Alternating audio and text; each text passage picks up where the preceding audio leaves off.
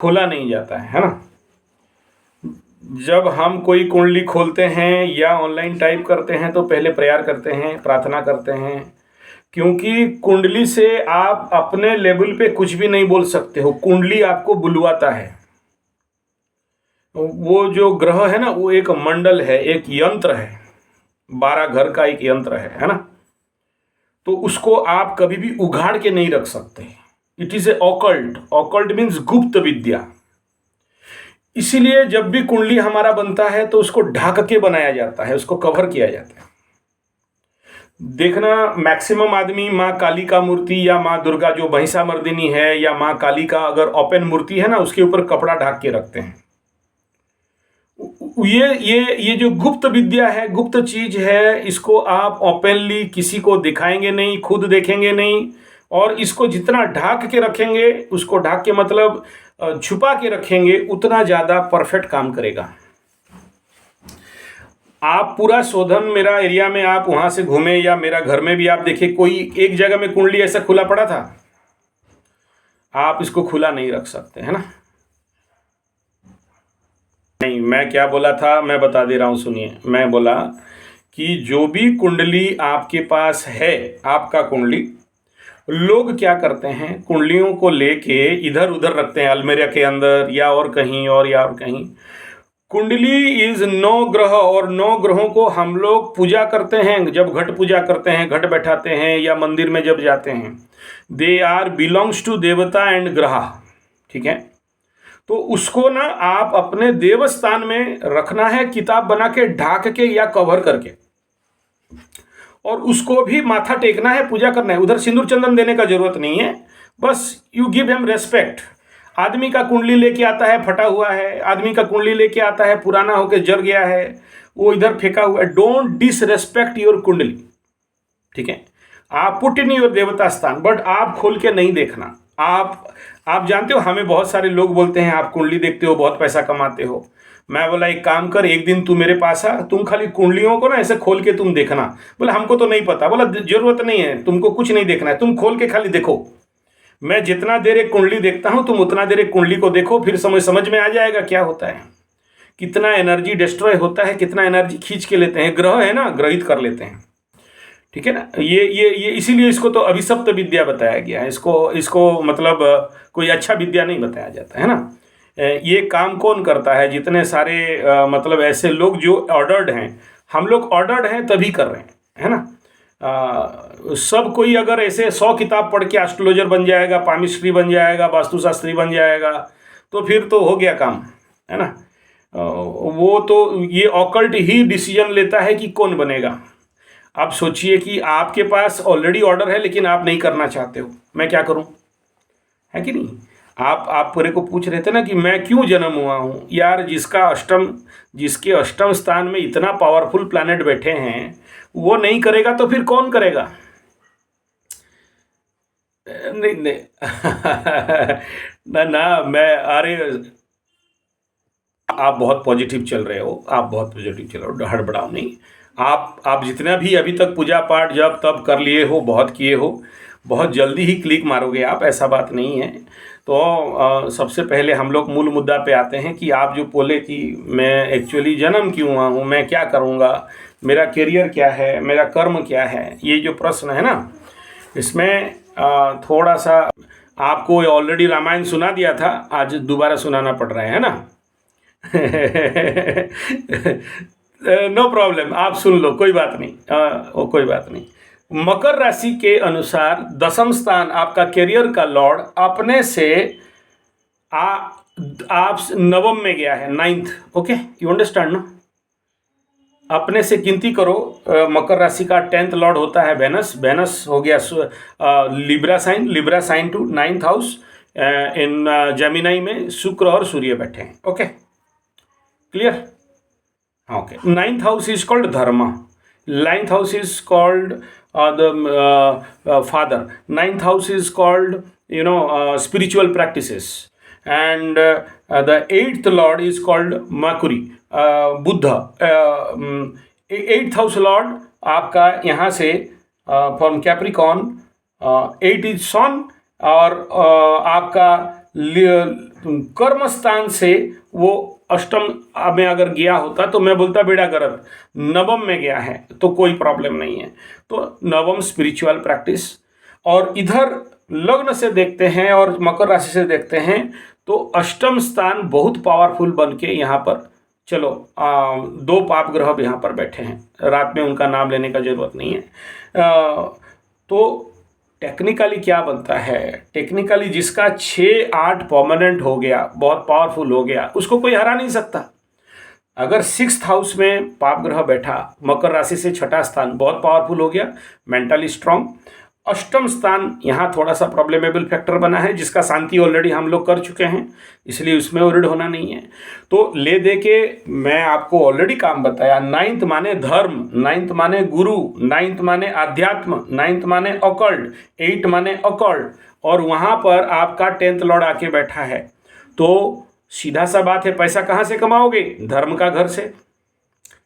ठीक है, तो आपको मोड़ना किधर है? स्पिरिचुअल प्रैक्टिस के लिए लोगों का प्रॉब्लम सॉल्यूशन करके। ठीक है, और उसके लिए उस समय मैं आपको पूरा लंबा बात बताया था कि अगर आप वहाँ पर इस प्रकार के प्रोग्राम ऑर्गेनाइज करते हो तो ज़रूर आपके साथ बहुत सारे लोग आएंगे। मैं पूरा कॉन्फिडेंस हूँ, फुल कॉन्फिडेंट के साथ बोल रहा हूँ, फुल कॉन्फिडेंट। मतलब ऐसा कुंडली में अगर 9th हाउस एक्टिवेट है और 10th लॉर्ड इन 9th, मीन्स धर्म करके, ऑकल्ट करके, दूसरे का कल्याण करके और गुरु का काम करके आपको पैसा मिलेगा, क्योंकि कर्माधिपति गुरु के घर में बैठा है।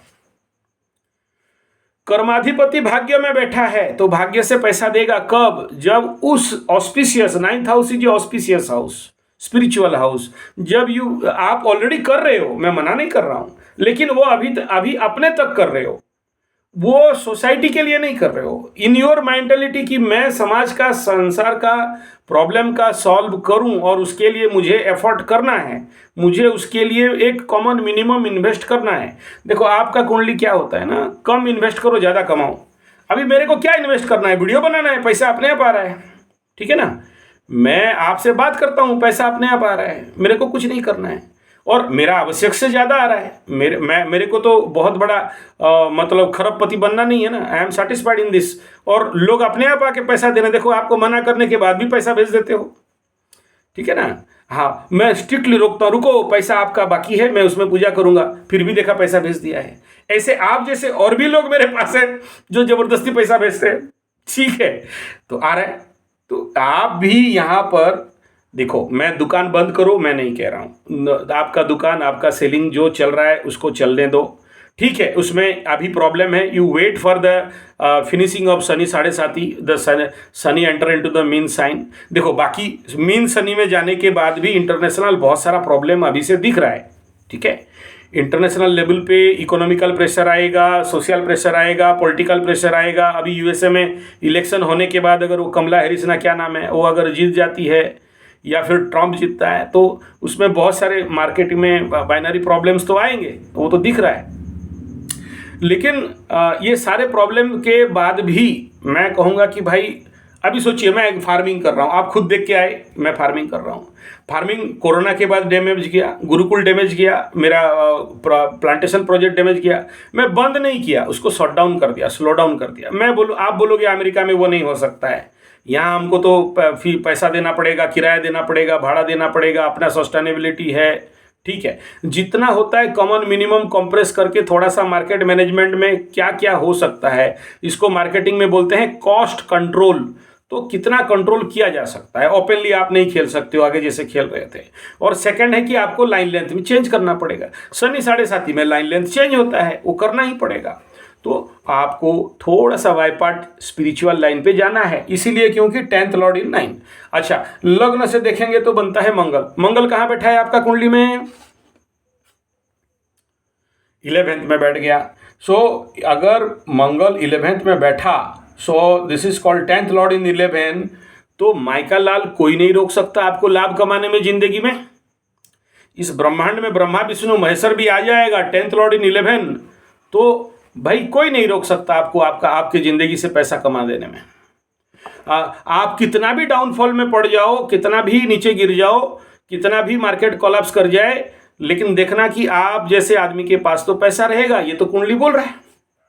और उसको भी देखेंगे भाई कहाँ बैठा है, बोला कालपुरुष का सेकंड हाउस में बैठा है, आपके लग्न से लाभ स्थान में बैठा है, और लाभ स्थान का मंगल आपके दोनों पेनफुल प्लैनेट्स को हिट करके ख़त्म भी कर रहा है।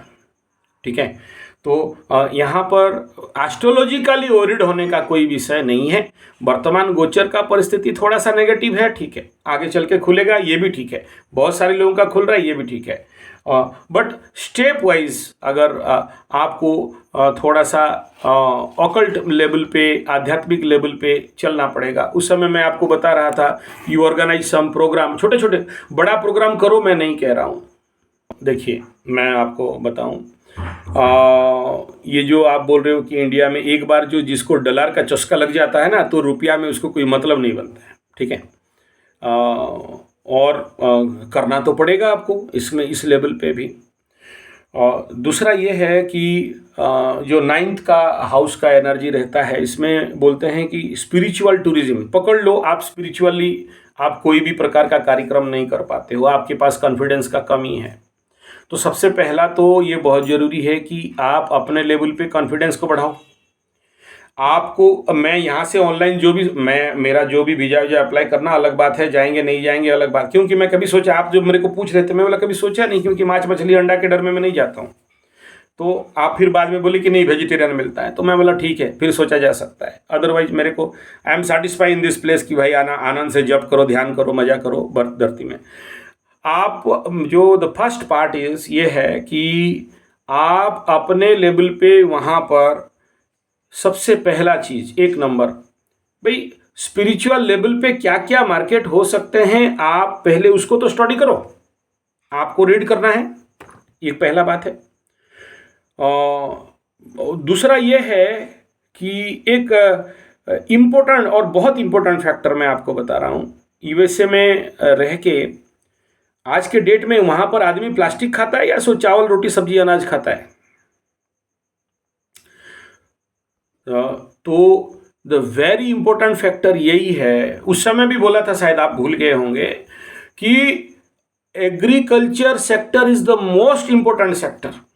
ठीक है, और वहाँ छोटे लेवल से ही शुरू किया जा सकता है। आपके पास जितना जगह है, गमले से लेके, अब मैं आपको बता रहा था हाइड्रोफोनिक फार्मिंग जो छत के ऊपर भी हो सकता है, आप हाइड्रोफोनिक फार्मिंग के ऊपर थोड़ा स्टडी करिए। और इस लेवल पे थोड़ा सा काम तो करना ही पड़ेगा, particularly farming, hydroponic farming, spiritual tour and travels. Spiritual tour and travels में वहाँ पर जितने लोग हैं या बाकी किसी का देश का लोग जिनके पास वीज़ा पासपोर्ट वगैरह है, उनको स्पिरिचुअल प्रोग्राम में लेके जाना या स्पिरिचुअल प्रोग्राम करना या स्पिरिचुअल में उनका प्रॉब्लम सॉल्व करना, इस प्रकार के एक्टिविटीज़। और जितने भी आपके वहाँ टेम्पल्स वगैरह हैं, वहाँ पर जो भी लोग आते हैं जिनका प्रॉब्लम सॉल्व नहीं हो पाता है या जो भी स्पिरिचुअल प्रॉब्लम में फंसे हुए हैं, आप एक कॉमन मिनिमम लेवल पे चेष्टा करना। ये छोटे छोटे लेवल है, आप हर चीज़ में सक्सेस नहीं हो सकते हो, एक रिसर्च करना पड़ता है कि ये भाई मेरे को इस विदेश में रह के कौन सा चीज़ मेरे को ज़्यादा क्लिक करेगा, ईजी होगा। जैसे अभी बोल रहे हो कि दुकान टॉप है या बिजनेस टॉप है और बाकी लोग अमेजन वगैरह में बेच रहे हैं, तो हमारा मार्केट यहाँ नहीं है, लोग मोबाइल देख के ही खरीद लेंगे, क्यों आएगा मेरे शॉप में कोई 100 रुपये का तेल जला के, मार्केट डाउन है। ठीक है भाई, एग्रीकल्चर मार्केट तो डाउन नहीं, आदमी तो खाएगा ना, भूखे तो नहीं रहेगा। हाँ, no no no no no no no no no, इसीलिए तो बोला कि learn hydroponic farming, it is available in internet. आप देख लो, बिना जमीन पे आदमी लोग, बिना पानी, कम पानी में, और मतलब इजराइल तो रेगिस्तान में खेती करके दिखा रहा है। ठीक है, आप हाइड्रोफोनिक फार्मिंग का 10 वीडियो देखिए, फिर मेरे से बात करिए। हाइड्रोफोनिक पाइप में फार्मिंग होता है, जमीन नहीं चाहिए। जो जो जो 10 फीट बाय 10 फीट में फार्मिंग होता है ना, एक पाइप के ऊपर हो जाता है। ठीक है, आप देख लो, बड़ा इजी मेथड है। थोड़ा सा प्रयास करना और थोड़ा सा उसके अंदर घुसना पड़ेगा, अध्ययन करना पड़ेगा। ठीक है ना, लेकिन एक बार प्रैक्टिस में आ जाए तो बहुत ईजी है यार, आदमी खाएगा ना। आपको कौन बोल रहा है 100 एकड़ जमीन खरीदो, 50 एकड़ जमीन खरीदो और खेती करो? वो मैं इसीलिए जब यहाँ से गया था, मैं क्या देखा था कि the 10th Lord is enable and 10th Lord is Mars and Mars mean जमीन, मान मीन खेती एंड इट इज इन भूमि कारक तत्व। ये मैं बोला था, आप भूल गए होंगे। अगर आपका fiery element in the earth element में जाके बैठ रहा है, यानी दशमाधिपति भूमि तत्व के राशि में बैठा, तो कृषि वो बोला था, और वो लाभ स्थान में है। और मैं आपको बोला कि आप अगर नहीं कर पाते हो, जमीन जायदाद नहीं है, तो आप ना एज पर रेमेडी फार्मिंग करना चालू करो, ठीक है। हाँ, न न न न न न न अच्छा अच्छा, ओके ओके ओके, ठीक है, वेरी गुड। अब उसमें जितना किए, उसमें आपका थीसिस क्या है, क्या रिपोर्ट मिला, क्या फायदा मिला, आप कितना लेवल पे किए?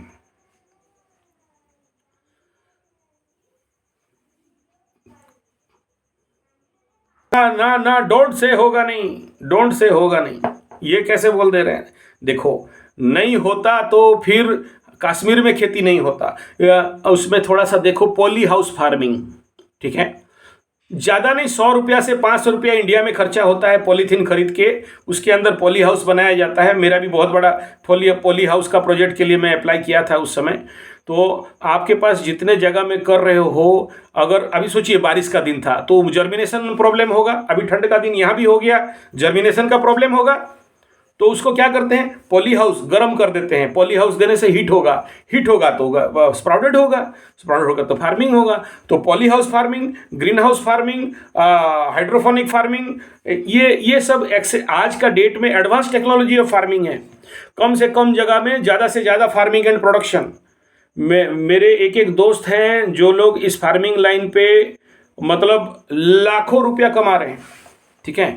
आप इसमें थोड़ा सा प्यार से, ध्यानपूर्वक थोड़ा मेहनत करो और एक्सपीरियंस गेन करके देख लीजिए।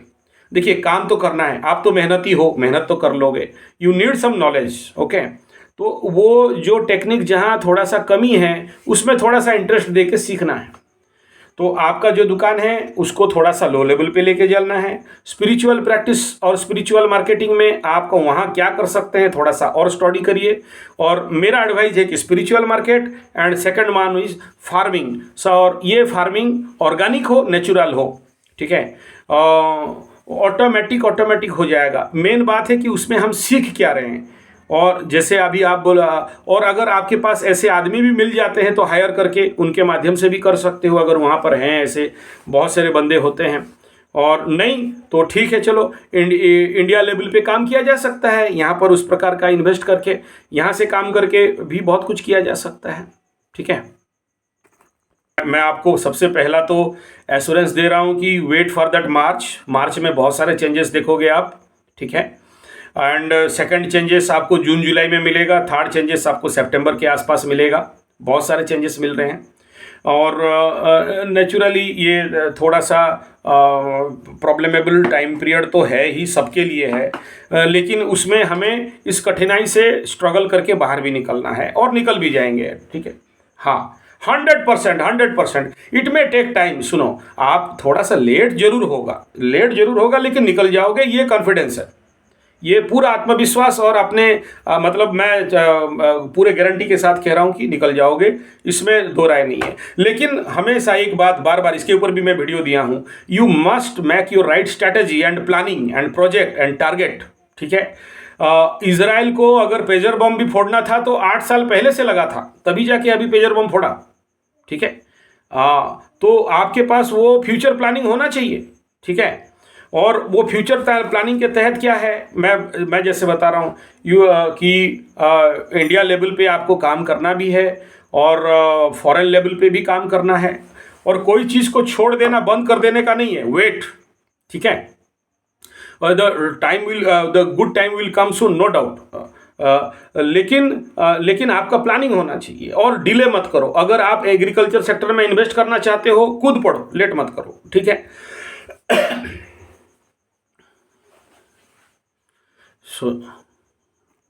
नहीं, मुझे छोड़ना होता तो मैं आपसे बात ही नहीं करता ना। मैं तो छोड़ने वाला नहीं हूँ, मैं पीछे हटने वाला नहीं हूँ ना। मेरा तो यही टारगेट, ये मेरा जीवन का एम है, मेरा जीवन, मैं तो इसी से बना हूँ, ठीक है ना। मेरा जीवन का पूरा ध्येय और लक्ष्य तो यही है कि लोगों को ऑर्गेनिक देना है, लोगों को आयुर्वेदास देना है, लोगों को ऑकल्ट में सहायता करना है, और लोगों को भी पढ़ना है, खुद भी पढ़ना है। ये तो मेरा जीवन का लक्ष्य है। आप खुद आके देख के गए हो यहाँ पर मैं क्या कर रहा हूँ, मैं भाषण वाला हूँ या काम करके दिखाने वाला हूँ, ये आप देख के आए हो, ठीक है ना। हाँ, तो अगर मैं खाली भाषण देने वाला होता, कुछ करता नहीं, तो अलग बात था। मैं 55 एकर्स का प्रोजेक्ट में मतलब मार खाया हूँ, और खा के भी आज का डेट में भी स्ट्रगल कर रहा हूँ, ठीक है। ये कोरोना नहीं आता तो मैं आज और कहीं होता, ठीक है। कोरोना के वजह से कोरोना का मार झेल नहीं पाया, कोई बात नहीं। अभी the time is now also. मैं अभी भी सस्टेनेबल फार्मिंग के ऊपर काम कर रहा हूँ, चल रहा है काम मेरा, ठीक है। तो मैं मेरे अपने लो इन्वेस्टमेंट में जितना चल रहा है चला रखा हूँ। तो मैं तो बाकी लोगों को भी कॉल कर रहा हूँ, आप कई वीडियो में देखे होंगे, बाकी सारे लोगों को मैं बोलता हूँ कि आ जाओ आ जाओ। अरे महाराज आप सुनो, वही एक को तो चाहिए, और कृष्ण को तो एक अर्जुन चाहिए, कृष्ण को ज़्यादा आदमी नहीं चाहिए। ज़्यादा आदमी में हम लोग का उड़िया में है, बेसी लोग करे मूसा मोरे नहीं, मतलब ज़्यादा आदमी होने से चूहा नहीं मरता है। एक ही आदमी तो चाहिए, कहाँ 100 आदमी चाहिए। थोड़ा थोड़ा ऐसा दिख रहा है ना।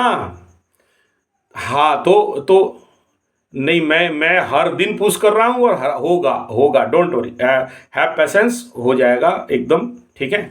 और इसमें जो आपका आने का जो आगे का जो प्लानिंग है, इसको उसी हिसाब में एग्जिबिट करने का कोशिश करना है। और मैं आपको अभी से दोबारा कह रहा हूँ, एग्रीकल्चर सेक्टर को छोड़ना नहीं, छोटे लेवल पे भी करो। ठंड हो गया तो भी पॉली हाउस बना के करो, थोड़ा सा पॉली हाउस के बारे में यूट्यूब से सीख लो। हाँ,